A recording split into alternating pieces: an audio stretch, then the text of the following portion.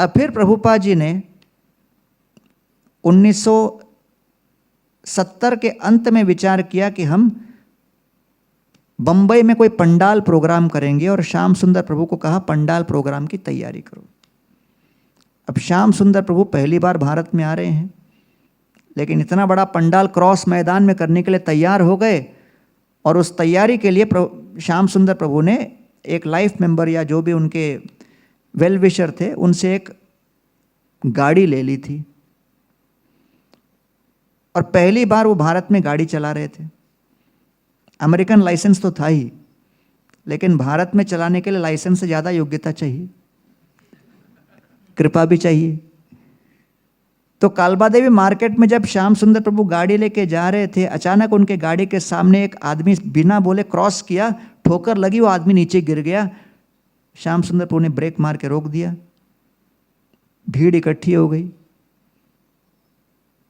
और पब्लिक ने अंदर देखा गाड़ी में कौन है, श्याम सुंदर प्रभु को देखा, फिर सामने जो आदमी गिरा था उसको उठाकर उसको पीटने लगे। तो श्याम सुंदर प्रभु घबरा गए, बोले गलती तो मैंने की, पब्लिक उसको क्यों पीट रही। फिर सोचा शायद भारत में वहां से स्टार्ट होता है। फिर वो लोग पीछे हट गए और श्याम सुंदर प्रभु को बोले हाँ हमने इसको पीट दिया, आप आगे जाओ, आप अपना काम करो। तो श्याम सुंदर प्रभु से रहा नहीं गया, कांच नीचे किया, एक व्यक्ति जो अंग्रेजी बोलता था उसको पूछा गलती तो मैंने की, बेचारे इसको क्यों पिटाई की।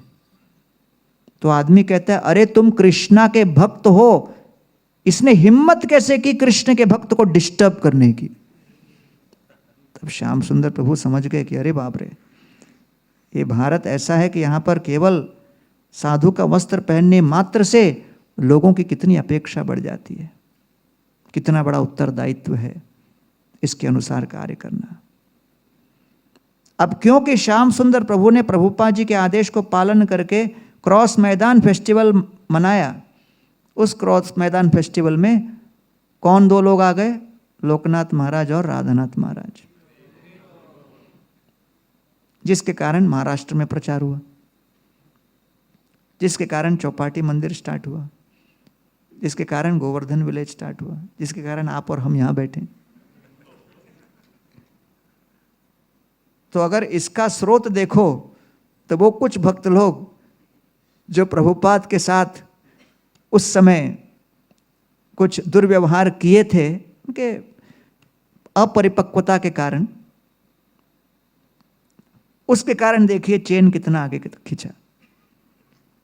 तो इसलिए दशरथ महाराज के सामने विश्वामित्र आए हैं इस बात को प्रस्ताव लेके नहीं कि भाई ज्यादा गुस्सा मत हो जाओ दशरथ, बेटे को छोड़ दो मेरे पास, बहू ला का दूंगा।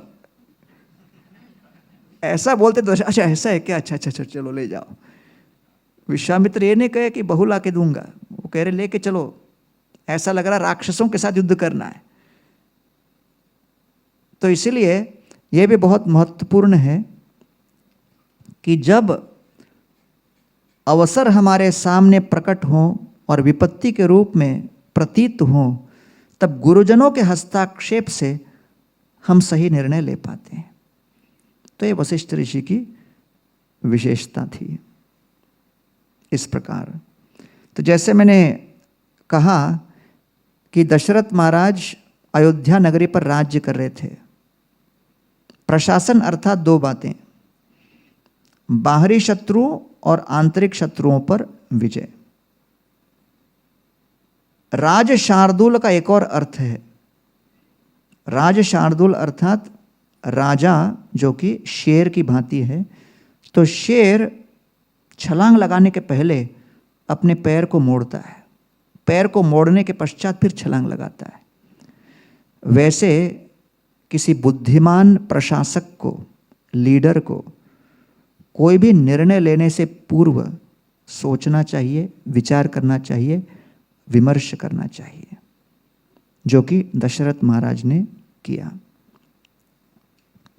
अब क्योंकि दशरथ महाराज एक महान लीडर थे, इसलिए वो अपने व्रत को अमल कर पाए। व्रत को हम कब पूर्ण कर पाते हैं? जब सेवा की तीव्र इच्छा हो। सेवा की तीव्र इच्छा का अर्थ क्या है? स्वामी को प्रसन्न करने की इच्छा।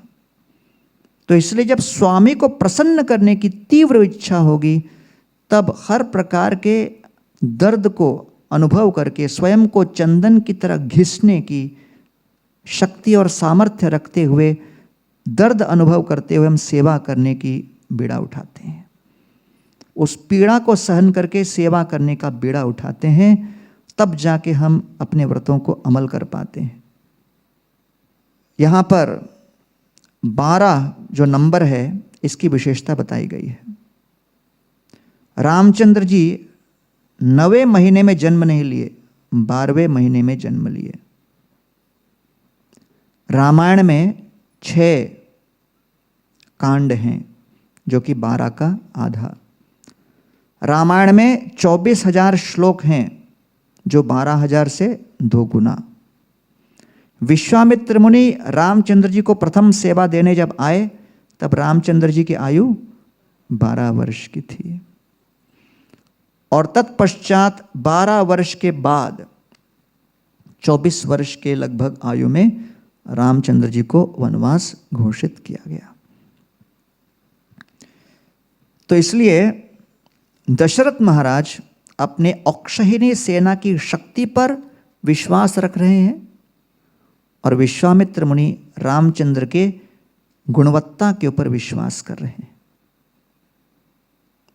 आध्यात्मिक प्रगति के लिए क्वांटिटी पर नहीं, क्वालिटी पर निर्भर करना चाहिए। एसेट्स पर नहीं, एटीट्यूड पर विश्वास रखना चाहिए।